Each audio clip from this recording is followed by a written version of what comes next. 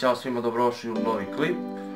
Danas ćemo da menjamo procesor i hladnjak procesora na ovoj staroj mašini koja je stara jedno 10 godina. Ovdje imamo drugi procesor koji je jači i imamo hladnjak i ventilator koji nije od AMD-a, nego u stvari jest od AMD-a, ali je od jaču verziju, od FX 6300.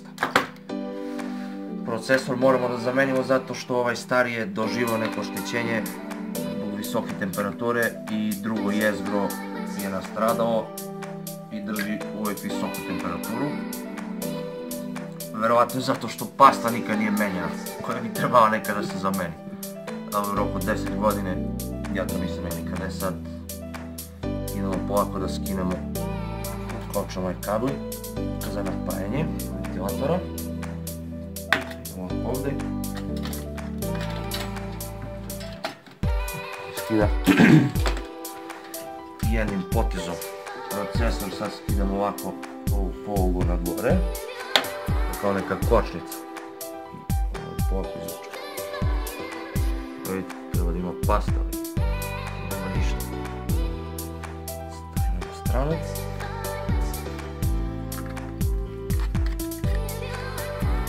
Moram polako da se ne ošteti ovi klipci dole.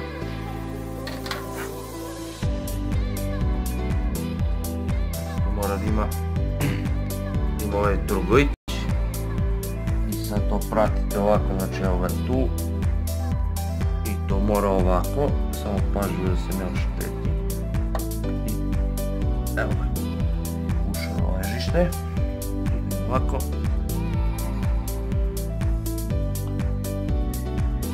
to zaključeno. Sada stavimo pastu preko njega da bi imao hlađenje, inače će ovaj da bude oštećen.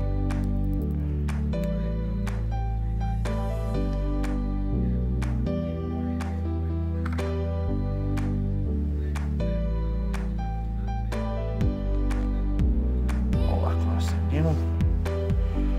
To je to dosta.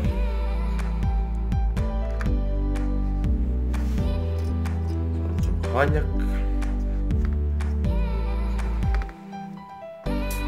Gledamo da nacentriramo.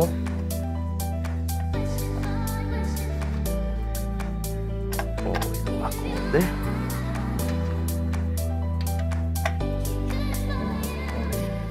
Kočnica da uhvati. Nema da prdne. Ovo samo povežete ovdje gdje je bilo.